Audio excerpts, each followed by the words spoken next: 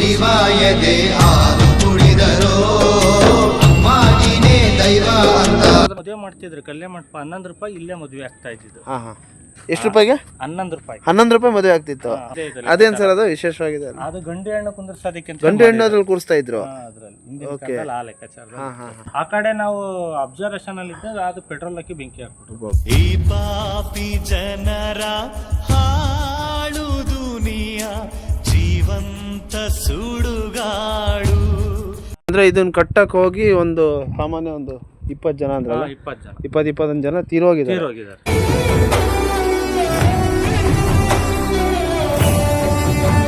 Hi hello ಎಲ್ರಿಗೂ ನಮಸ್ತೆ, ಹೇಗಿದ್ದೀರಾ? ಇವತ್ತು ನಾನು ಬಂದಿರುವಂಥ ಜಾಗ ರಾಗಿಗುಡ್ಡ. ಸೊ ರಾಗಿಗುಡ್ಡದ ವಿಶೇಷತೆ ಬಗ್ಗೆ ನಾನು ಆಲ್ರೆಡಿ ನಿಮ್ಗೆ ಹೇಳಿದ್ದೆ ಲಾಸ್ಟ್ ಟೈಮು. ಸೊ ಈಗ ಮೊನ್ನೆ ಅಷ್ಟೇ ಜಾತ್ರೆ ಆಗಿದೆ ಇಲ್ಲಿ, ಸುಮಾರು ಚೇಂಜಸ್ ಆಗಿದೆ, ಪೇಂಟ್ ಕೂಡ ಆಗಿದೆ, ನ್ಯೂ ಕನ್ಸ್ಟ್ರಕ್ಷನ್ ಕೂಡ ಸ್ಟಾರ್ಟ್ ಆಗಿದೆ, ಡೆವಲಪ್ಮೆಂಟಲ್ಲಿದೆ. ಸೊ ರಾಗಿಗುಡ್ಡದ ಇನ್ನೂ ವಿಶೇಷತೆ ಹೆಚ್ಚು ಮಾಹಿತಿ ಬಗ್ಗೆ ಇವತ್ತಿನ ವಿಡಿಯೋದಲ್ಲಿ ತಿಳಿಸ್ಕೊಡ್ತೀನಿ. ಸೊ ಯಾರೆಲ್ಲ ಚಾನಲ್ ನೋಡ್ತಿದ್ರೆ ಸಬ್ಸ್ಕ್ರೈಬ್ ಮಾಡಿ. ಪೂರ್ತಿ ಮಾಹಿತಿ ಬೇಕಂದರೆ ನಮ್ಮ ಬಾಸ್ ಇದ್ದಾರೆ ಇಲ್ಲಿ, ಈ ಜಾಗಕ್ಕೆ ಸಂಬಂಧಪಟ್ಟಂಥ ಒಬ್ಬ ವ್ಯಕ್ತಿ ಇದ್ದಾರೆ, ಅವ್ರ ಹತ್ರನೇ ಎಲ್ಲ ವಿಷಯ ತಿಳ್ಕೊಳ್ಳೋಣ ಬನ್ನಿ. ಅವ್ರ ಕಡೆ ಕ್ಯಾಮ್ರಾನ ಆನ್ ಮಾಡ್ತಾ ಇದ್ದೀನಿ. ನಮಸ್ತೆ.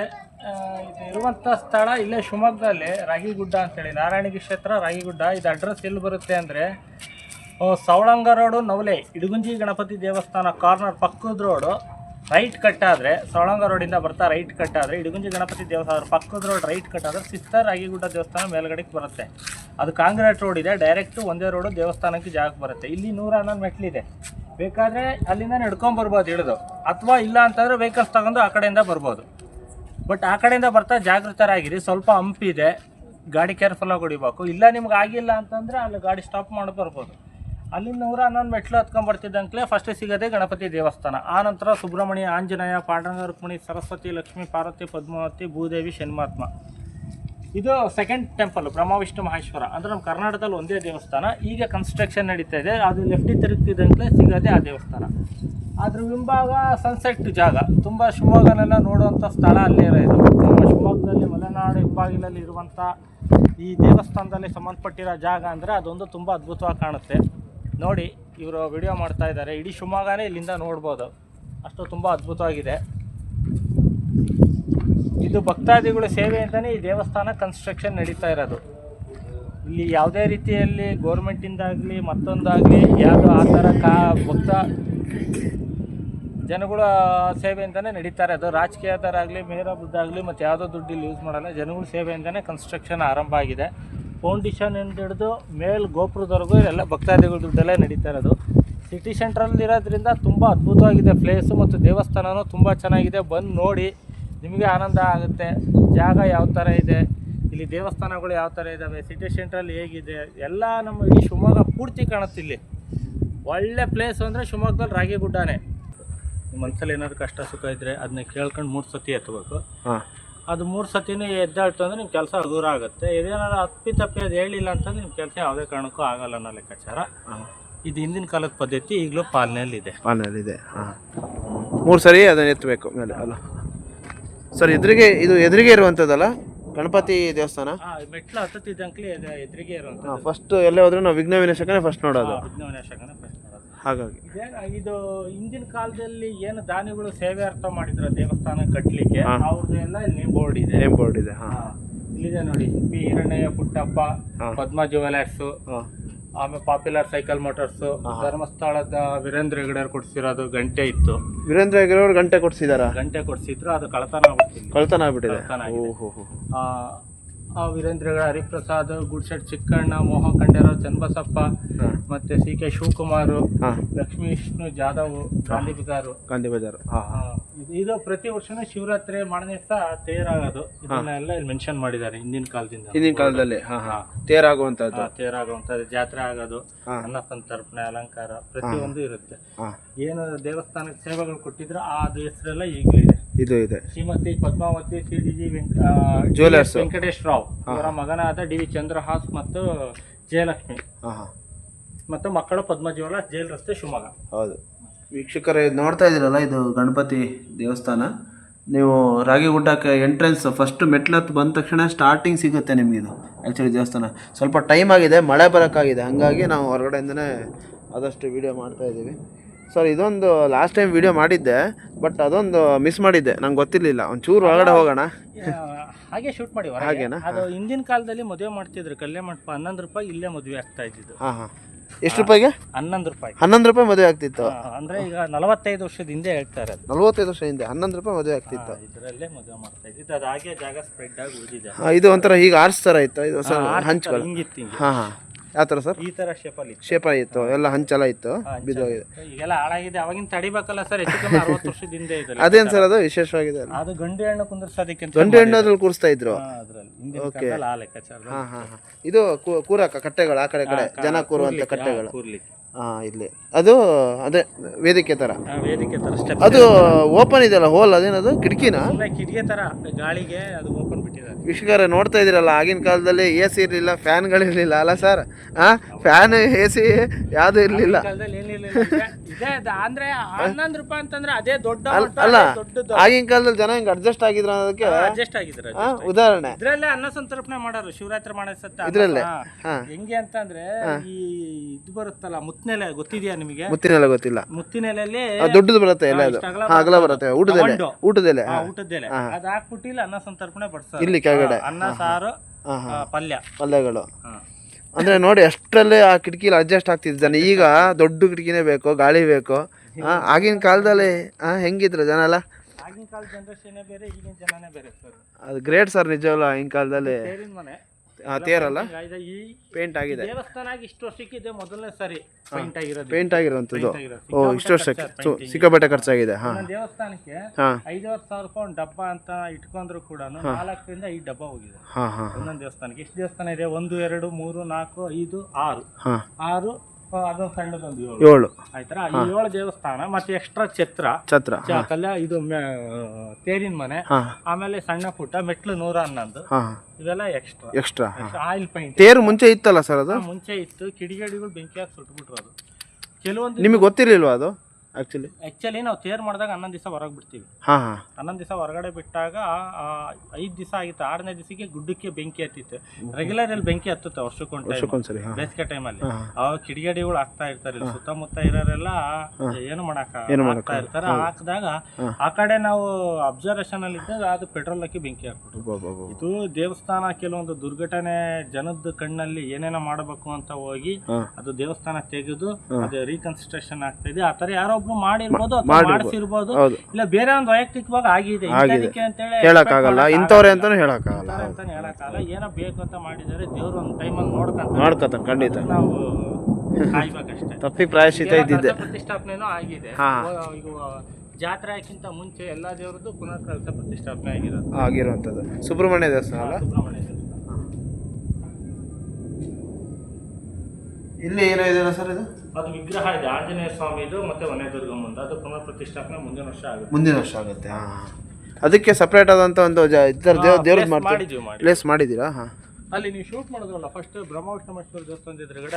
ಅದೇ ಇಲ್ಲಿ ಭಕ್ತಾದಿಗಳು ಅನ್ನ ಸಂತರ್ಪಣೆಗಾಯ್ತು ವರ್ಷಕ್ಕೊಂದು ಟೈಮು, ಅಥವಾ ಊಟ ತಗೊಬಂದ್ರೆ ಇಲ್ಲಿ ಕುತ್ಕೊಂಡು ಊಟ ಮಾಡ್ಲಿಕ್ಕೆ ಜಾಗ ಇದೆ. ಮೊನ್ನೆ ಜಾತ್ರೆ ಆಯ್ತಲ್ಲ, ಅಲ್ಲಿ ಊಟನ ನೀವು ಇಲ್ಲೇ ಮಾಡಿಸಿದ್ದು. ಇಲ್ಲಿ ಕುತ್ಕೊಂಡೆಲ್ಲ ತಿಂದಿದ್ದಾರೆ.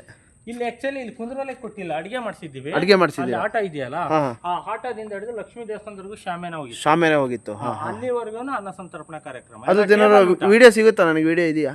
ವಿಡಿಯೋ ಇದೆ, ಅದೊಂದು ಕೊಡಿ, ನಾನು ಇದರಲ್ಲಿ ಶೇರ್ ಮಾಡ್ತೀನಿ ನಾನು.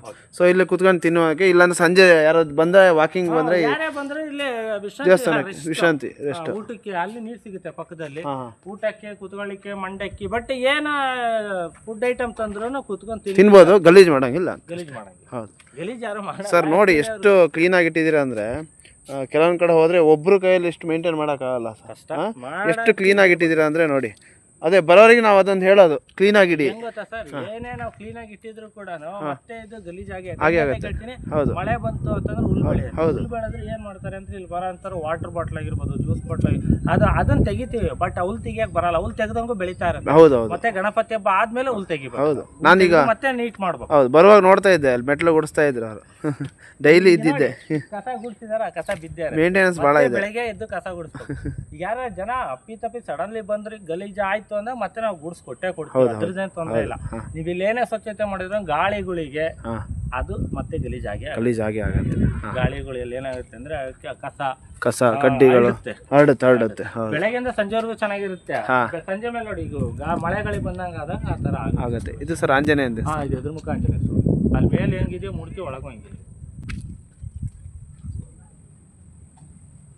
ಸರ್. ಅದು ಒಂದು ಡೌಟು, ಲಾಸ್ಟ್ ಟೈಮ್ ಕೇಳಿರಲಿಲ್ಲ, ಎಲ್ಲ ದೇವರು ಈ ಕಡೆ ಮುಖ ಇದೆಯಲ್ಲ, ಅಲ್ಲಿ ಯಾವುದು ಇಲ್ವಲ್ಲ ಅಂತ ಈ ಗ್ಯಾಪಲ್ಲಿ. ಇಲ್ಲ ಇದಕ್ಕೆ ವಿಶೇಷತೆ ಏನಪ್ಪಾ ಅಂದ್ರೆ ಯಾವ್ಯಾವ ದೇವರು ಯಾವ್ಯಾವ ದಿಕ್ಕಿಗೆ ಪ್ರತಿಷ್ಠಾಪನೆ ಮಾಡ್ಬೇಕು ಅಂತೇಳಿ ಇದು ಮಾಡಿದ ವೀರದಾಸ್ ಅವ್ರ ನೇತೃತ್ವದಲ್ಲಿ ಅವು ಸ್ವಾಮಿಗಳ ಮುಖಾಂತರನೇ ಇದು ಮಾಡ್ತಿರೋದು. ಈಗ ನೋಡಿ, ಫಸ್ಟಿಗೆ ಗಣಪತಿ ದಕ್ಷಿಣ ದಿಕ್ಕಲ್ಲಿದೆ, ಸುಬ್ರಹ್ಮಣ್ಯ ದಕ್ಷಿಣ ದಿಕ್ಕಲ್ಲಿದೆ, ಆಂಜನೇಯ ಸ್ವಾಮಿ ದಕ್ಷಿಣ ದಿಕ್ಕಲ್ಲಿದೆ, ಪಾಂಡುರಂಗ ರುಕ್ಮಿಣಿ ಪೂರ್ವ ದಿಕ್ಕಲ್ಲಿದೆ, ಶನಿಮಾತ್ಮ ಪಶ್ಚಿಮ ದಿಕ್ಕಲ್ಲಿದೆ, ಬ್ರಹ್ಮ ವಿಷ್ಣು ಮಹೇಶ್ವರ ಪೂರ್ವ ದಿಕ್ಕಲ್ಲಿದೆ, ಅಮ್ಮನೋಡ್ ದೇವಸ್ಥಾನ 5 ಉತ್ತರ ದಿಕ್ಕಲ್ಲಿದೆ, ಸರಸ್ವತಿ ಲಕ್ಷ್ಮಿ ಪಾರ್ವತಿ ಅದು ಉತ್ತರ ದಿಕ್ಕಲ್ಲಿದೆ, ಇದು ಆಂಜನೇಯ ಸ್ವಾಮಿ ದಕ್ಷಿಣ.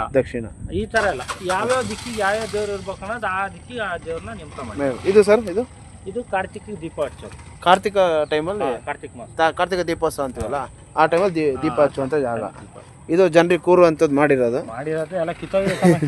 ಅಂದ್ರೆ ಮೊನ್ನೆ ಗಾಡಿಯಲ್ಲಿ ಲೋಡ್ ಗಾಡಿ ಕೆಲಸ ನಡೀತಾರೆ, ಈಗ ಗಾಡಿ ಬರ್ತಾವಲ್ಲ ಟರ್ನಿಂಗ್ ಅಲ್ಲಿ ಹೊಡಿತಾರಲ್ಲ, ಸ್ವಲ್ಪ ಟಚ್ ಆಗುತ್ತೆ. ಕಟ್ಟೆಗಳು ಹೋಗಿದೆ. ಸೊ ಏನೋ ಇತ್ತ ಅಥವಾ ಅರ್ಧ ಇಲ್ಲ, ಇದು ದೇವಸ್ಥಾನ ಕಟ್ಟಬೇಕು, ನೆಕ್ಸ್ಟ್ ಪ್ಲಾನಿಂಗ್ ಇದೆ. ಅದೇ ಸ್ವಲ್ಪ ಫಂಡಿಂಗ್ ಜನ ಕೊಟ್ರೆ ಮಾಡಸ್ತಾರೆ. ಈ ಜನಗಳ ಹತ್ರ ನಾವು ಸಿಕ್ಕಾಪಟ್ಟೆ ಅನ್ಕೊಂಡು ಅಷ್ಟು ಸುಲಭ ಇಲ್ಲ. ಹೌದು ಕೊಡೋದೇ ಅವ್ರಿಗೆ ತಿಳಿದಷ್ಟು ಕೊಡ್ತಾರೆ. ಅದರಲ್ಲೂ ಅವ್ರಿಗೆ ಪ್ರೊಸೆಸಿಂಗ್ ನಾವ್ ಇಷ್ಟೇ ಕೊಡಿ ಅಂತ ಕೇಳಕ್ ಬರಲ್ಲ. ಇಲ್ಲಿ ಮೆಜರ್ಮೆಂಟ್ ಅಲ್ಲಿ ಲೆಕ್ಕ ಹಾಕಕ್ ಬರಲ್ಲ. ಇಂಜಿನಿಯರ್ ಒಂದು ಮೆಜರ್ಮೆಂಟ್ ಆದ್ರೆ ಅವ್ರು ಹಾಕಿಂತ ಮೆಜರ್ಮೆಂಟ್ ಗಿಂತ ಡಬಲ್ ಆಗಿರುತ್ತೆ. ಅಂದ್ರೆ 111 ಮೆಟ್ಲು ಕೆಳಗಡೆ ಮೆಟೀರಿಯಲ್ಸ್ ಬರೋದು, ಅಲ್ಲಿಂದ ಮೇಲ್ ಶಿಫ್ಟ್ ಆಗಿ, ಅಲ್ಲಿಂದ ದೇವಸ್ಥಾನ ಮೇಲೆ ಶಿಫ್ಟ್ ಆಗಿ ಕನ್ಸ್ಟ್ರಕ್ಷನ್ ಆಗೋದು. ಮತ್ತೆ ನೀರ್ ಸಿಗಲ್ಲ, ನೀರೆಲ್ಲ ಫೇಲ್ಯೂರ್, ಇಲ್ಲೆಲ್ಲ ಕಲ್ಲುಗಚ್ಚನೆಲ್ಲ ಅವರೆಲ್ಲ ಫೇಲ್ಯೂರ್ ಆಗುತ್ತೆ. ನಗರಸಭೆಯಿಂದಾನೆ ಹೊಡಿಸ್ಬೇಕು, ನಗರಸಭೆಯಲ್ಲಿ ಹೊಡೆಯಲ್ಲ. ಪ್ರೈವೇಟ್ ಅಲ್ಲಿ ಹೇಳಿದ್ರೆ ಡಬಲ್ ಟ್ಯಾಂಕ್ ನ್ಯೂ ಮಾಡ್ಲಿಂದ ಹೊಡಿತಾರೆ, ಅಲ್ಲಿಂದ ಇಲ್ಲಿ ಬರೋಕೆ 1,000 ರೂಪಾಯಿ ಒಂದು ತೋಡು, 3,500 ಲೀಟರ್ ನೀರು ಬರುತ್ತೆ, ಎತ್ಲಾಗೂ ಆಗಲ್ಲ. ಡೀಸೆಲ್ ತುಂಬಾ ಇಳಿಯುತ್ತೆ, ಉಪ್ಪು ಜಾಸ್ತಿ ಇರೋದು, ಡೀಸೆಲ್ ಡಬಲ್ ಚಾರ್ಜ್ 1,000 ರೂಪಾಯಿ ಟ್ಯಾಂಕಿ. ಭೂದೇವಿ ದೇವಸ್ಥಾನ ಅಂದ್ರೆ ಏನ್ ಸರ್ ಎಲ್ಲ ದೇವರು ಇಲ್ಲಿ ಇಟ್ಟಿರುವಂತದ್ದು ವಿಶೇಷತೆ? ಅದು ಹಿಂದೆ ಒಬ್ರು ಸ್ವಾಮಿಯವರು ನಮ್ಮ ತಾತರಿದ್ರು ವೀರದಾಸ್ ಅಂತ ಹೇಳಿ, ಇದು ಪದ್ಮಾವತಿ ಅವ್ರ ಕನ್ಸಲ್ಲಿ ಹೇಳಿ ದೇವಸ್ಥಾನ ಇಲ್ಲಿ ಪ್ರತಿಷ್ಠಾಪನೆ ಮಾಡಿ ನೇಮಕ ಮಾಡಿರೋದು. ಇದು ಸರಸ್ವತಿ ಲಕ್ಷ್ಮಿ ಪಾರ್ವತಿ. ಇಲ್ಲಿ ಶ್ರೀ KV ಹರೀಶ್ ಮತ್ತು ಮಂಜುಳಾ ಲಕ್ಷ್ಮಿ ಎಂಟರ್ಪ್ರೈಸಸ್ ನೇರು ರೋಡ್, ಇವರಿಂದ 5,100 ರೂಪಾಯಿ ದೇಣಿಗೆ. ಎಲ್ಲ ಜಾಸ್ತಿ ನೇರು ರೋಡಲ್ಲೇ ಇದ್ದಾರೆ. ನೇರು ರೋಡ್ ಅಲ್ಲಿ ಇಲ್ಲ, ಇದರಲ್ಲಿ ಇದ್ದಾರೆ ಗಾರ್ಡನ್ ಏರಿಯಾ ಫಸ್ಟ್ ಕ್ಲಾಸ್.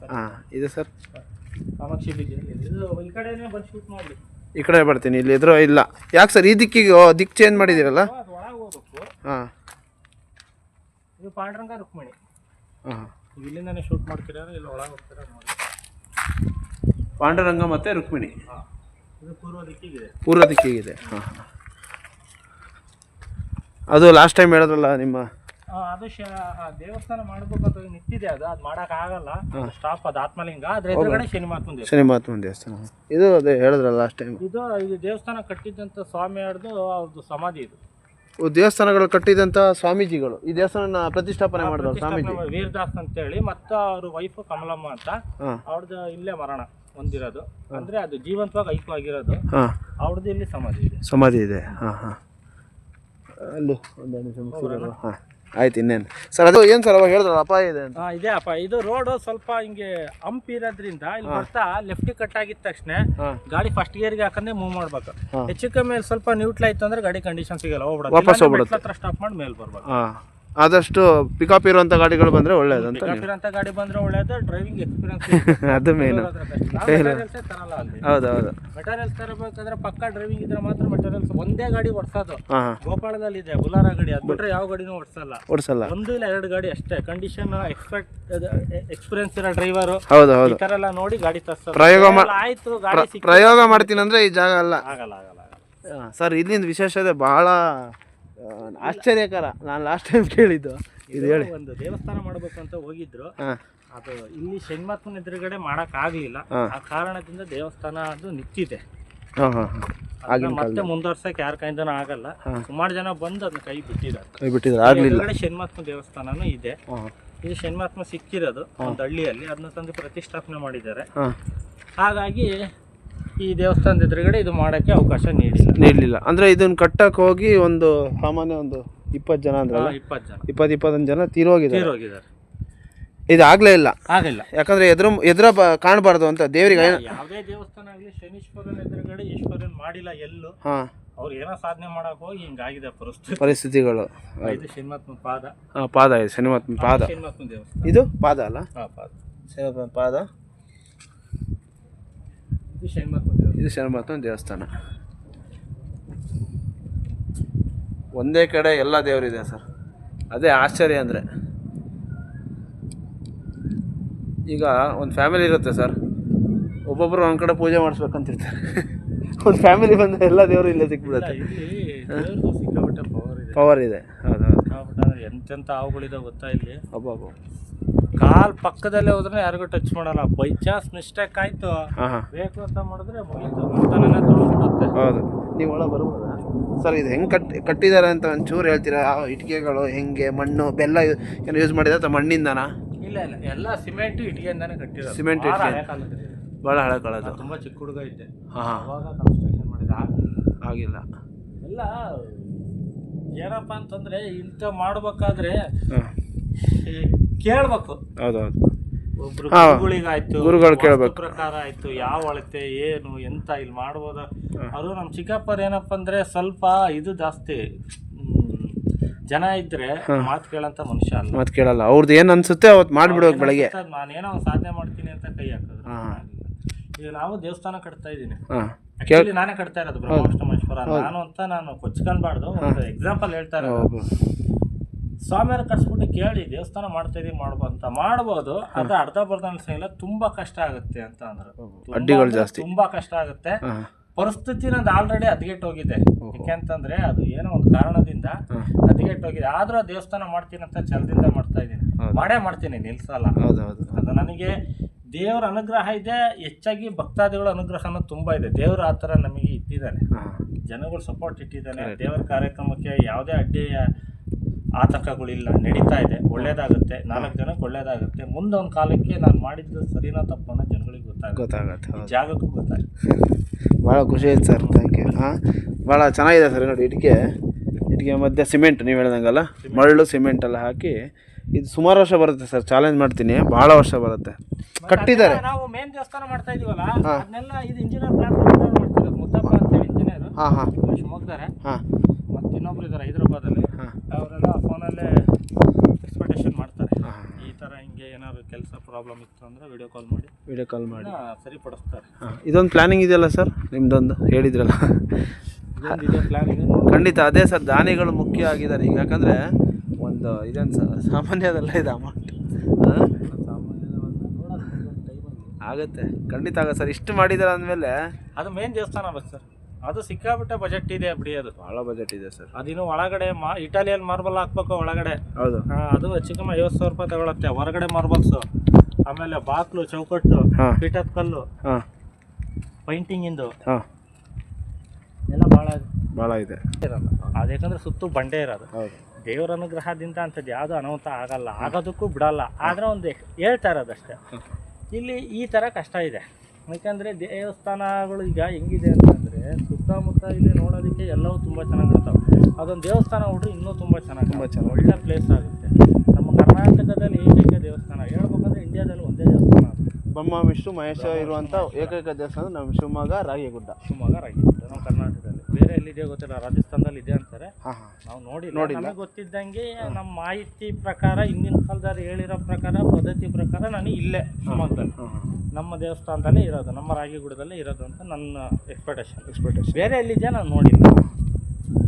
ಆದರೆ ಕೆಲವರು ಹೇಳ್ತಾರೆ ಕರ್ನಾಟಕದಲ್ಲಿ ಎಲ್ಲೂ ಇಲ್ಲ, ಇಂಡಿಯಾದಲ್ಲಿ ಇಲ್ಲ, ರಾಜಸ್ಥಾನದಲ್ಲಿ ಇದೆ ಅಂತ.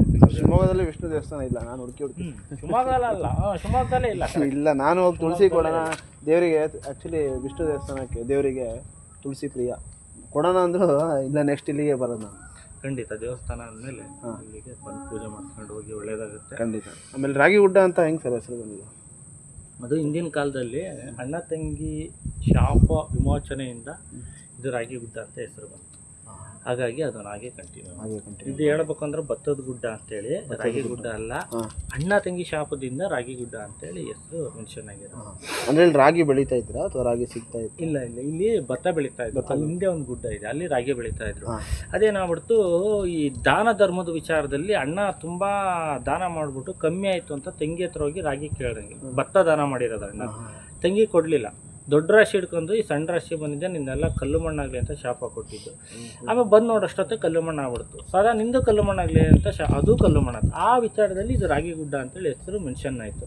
ಅವಾಗ ಏನಾಯ್ತು, ಅಲ್ಲಿ ಷಣ್ಮತ್ಮ ದೇವಸ್ಥಾನ ಇದೆಯಲ್ಲ, ಝೂಮ್ ಮಾಡಿ ಅಲ್ಲಿ ಒಂದು ಮಂಟಪ ಇತ್ತು. ಮೋಸ್ಟ್ಲಿ ನಾನು ಹೇಳದ್ದು ಹಿಂದಿನ ಕಾಲದಲ್ಲಿ ನನಗಿಂತ ಹಿರಿಯರಿಗೆ ಗೊತ್ತಿರುತ್ತೆ ಆ ಜಾಗ ಏನು ಅಂತ. ಅಲ್ಲಿ ಫೈರಿಂಗ್ ಶೂಟ್ ಮಾಡೋರು, ಫೈರಿಂಗ್ ಶೂಟ್. ಅವಾಗ ಅಲ್ಲಿ ಎಲ್ಲಿ ಅಂತಂದ್ರೆ ಶಾಂತಿನಗರ ಇದೆಯಲ್ಲ, ಅಲ್ಲಿಂದ ಅಲ್ಲಿಗೆ ಮಂಟಪದಲ್ಲಿ ಫೈರಿಂಗ್ ಶೂಟ್ ಮಾಡಬೇಕಾದ್ರೆ ಆ ಜಾಗದಲ್ಲಿ ಹಿತ್ತಾಳಿವು ಬಿಳವು, ಈ ಬುಲೆಟ್ ಇದ್ ಮಾಡ್ತಾರಲ್ಲ, ಅದನ್ನ ಆರಿಸ್ಬಿಟ್ಟು ಗುಜರಿಗೆ ಹಾಕಿ ನಮ್ಮ ತಾತರ ಜೀವನ ಮಾಡ್ತಾ ಇದ್ರು ಆ ಜಾಗದಲ್ಲಿ.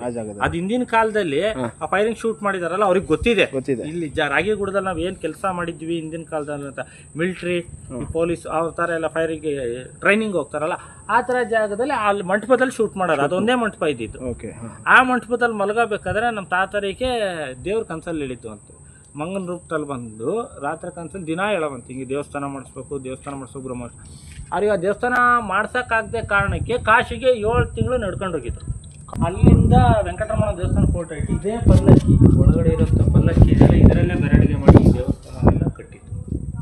ಇದರಲ್ಲೇ ಮೆರವಣಿಗೆ ಮಾಡಿ ದೇವರ ಫೋಟೋ ಇಟ್ಟು ವೆಂಕಟರಮಣ ಸ್ವಾಮಿದು ಈ ಥರ ದೇವಸ್ಥಾನ ನಿರ್ಮಾಣ ಮಾಡಬೇಕು ಅಂತ ಶಿವಮೊಗ್ಗ ಸಿಟಿಯಲ್ಲಿ ಕಾಲ್ನಡಿಗೆಯಲ್ಲಿ ಕಲೆಕ್ಷನ್ ಮಾಡಿ ಈ ದೇವಸ್ಥಾನ ಸ್ಥಾಪನೆ. ಕಾಲ್ನಡಿಗೆಯಲ್ಲಿ ಕಲೆಕ್ಷನ್ ಮಾಡಿರೋದು ಎಷ್ಟು? 7 ತಿಂಗಳ ಕಾಲ.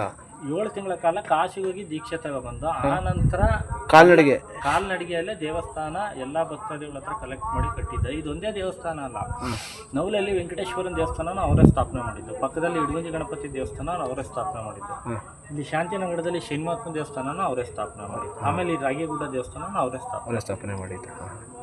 ಪೂರ್ತಿ ದೇವಸ್ಥಾನ ಅವರೇ ಸ್ಥಾಪನೆ. ಓಕೆ ಸರ್, ವೀಕ್ಷಕರೇ ನೋಡಿದ್ರಲ್ಲ, ಇದು ನಮ್ಮ ರಾಗಿಗುಡ್ಡ ದೇವಸ್ಥಾನ ಶಿವಮೊಗ್ಗದಲ್ಲಿರುವಂಥದ್ದು. ಬಂದು ಒಂದ್ಸರಿ ನೋಡಿ, ತುಂಬ ಚೆನ್ನಾಗಿದೆ. ನಾನು ಇದು 2ನೇ ಸರಿ ವೀಡಿಯೋ ಮಾಡಿದ್ದೀನಿ, ಫಸ್ಟ್ ಟೈಮ್ ಅಷ್ಟು ಹೇಳೋಕ್ಕಾಗಿಲ್ಲ. ಸೊ ಈ ಸರಿ ಜಾಸ್ತಿ ಹೇಳಿದ್ದೀನಿ, ಅಂದರೆ ನಮ್ಮ ಇಲ್ಲಿನ ವ್ಯಕ್ತಿ ಒಬ್ಬರು ಇದ್ದಾರೆ, ಅವರು ಜಾಸ್ತಿ ಹೇಳಿದ್ದಾರೆ ನಿಮ್ಮ ಪೂರ್ತಿ. ಇನ್ನೊಂದು ಸರಿ ಬೇಕಾದ್ರೆ ಬರ್ತೀನಿ, ಫುಲ್ಲು ಮಾಹಿತಿ ಕೊಡ್ತೀನಿ. ಆ್ಯಕ್ಚುಲಿ ಕತ್ಲಾಗಿದೆ, ಮಳೆ ಬರೋಕ್ಕಾಯ್ತು, ಜಾಸ್ತಿ ಮಾಡೋಕ್ಕಾಗಿಲ್ಲ. ಸರ್, ಕೊನೆಯದಾಗಿ ವಿಡಿಯೋ ಮೂಲಕ ನಮ್ಮ ವೀಕ್ಷಕರಿಗೆ ಹೇಳೋಕ್ಕೆ ಇಷ್ಟಪಡ್ತೀನಿ, ಶಿವಮೊಗ್ಗ ಜನತೆ ಸುತ್ತಮುತ್ತ ಈ ರಾಜ್ಯದಲ್ಲಿ ಇಲ್ಲಿಗೆ ಸ್ವಲ್ಪ ದಾನಿಗಳು ಯಾರು ಇದ್ದರೆ ದಯವಿಟ್ಟು ಬಂದು ಇಲ್ಲಿ ನಿಮ್ಗೇನು ಕೈಯಲ್ಲಾದಷ್ಟು ಸಹಾಯ ಮಾಡಿ. ನೋಡಿ, ನಿಮ್ಗೆ ಕಾಣಿಸ್ತಾ ಇರ್ಬೋದು ದೇವಸ್ಥಾನ ಹೆಂಗೆ ಅಭಿವೃದ್ಧಿ ಆಗ್ತಾಯಿದೆ ಅಂತ. ಎಲ್ಲೆಲ್ಲೋ ಹೋಗ್ತೀರಾ, ಎಷ್ಟೆಷ್ಟು ದೂರನೋ ಹೋಗ್ತೀರಾ ಹುಡ್ಕೊಂಡು ದೇವಸ್ಥಾನಕ್ಕೆ. ದೇವಸ್ಥಾನ ಇಲ್ಲೇ ನಮ್ಮ ಶಿವಮೊಗ್ಗದಲ್ಲಿದೆ, ಜಾಸ್ತಿ ದೂರ ಹೋಗ್ಬೇಕಂತ ಏನಿಲ್ಲ, ಎಲ್ಲ ದೇವರುಗಳು ಒಂದೇ ಜಾಗದಲ್ಲಿದ್ದಾರೆ. ಸೊ ಅದಕ್ಕೆ ಸ್ವಲ್ಪ ದಾನ ಧರ್ಮ ಇರಲಿ, ಎಷ್ಟೇ ದುಡೀರಿ ಸ್ವಲ್ಪ ದಾನ ಧರ್ಮ ಅನ್ನೋದಿದ್ದರೆ ತುಂಬ ಒಳ್ಳೆಯದು. ಸರ್, ನೀವು ಹೇಳಿ. ಈ ದೇವಸ್ಥಾನ ನಡೀತಾ ಇರೋದು ದಾನಿಗಳಿಂದ ಸ್ವಾಮಿ, ಗೌರ್ಮೆಂಟಿಂದ ಏನು ಇದಕ್ಕೆ ಹೆಲ್ಪಿಂಗ್ ಇಲ್ಲ, ಮತ್ತು ರಾಜಕೀಯದಾಗಲಿ ಕೌನ್ಸಿಲರಾಗಲಿ ಯಾರು ಒಂದು ರೂಪಾಯಿ ಕೊಡಲ್ಲ, ನಾವು ಕೇಳೋದಿಲ್ಲ, ಎಕ್ಸ್ಪೆಕ್ಟೇಷನ್ ಯಾರ ಮೇಲೂ ಮಾಡಲ್ಲ ರಾಜಕೀಯದವ್ರ ಹತ್ರ.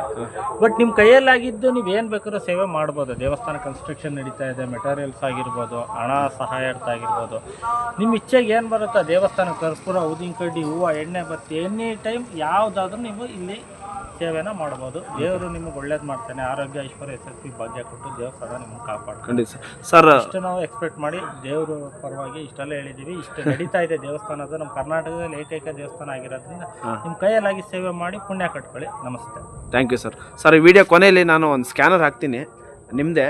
ಸೊ ಯಾರು ಪೇ ಮಾಡೋರಿದ್ದರೆ ದೇವಸ್ಥಾನಕ್ಕೆ ಬರೋಕ್ಕಾಗ್ದೇ ಅಲ್ಲಿಂದನೇ ಪೇ ಮಾಡ್ಬೋದು. ಮಾಡ್ಬೋದು. ಓಕೆನಾ ಸರ್?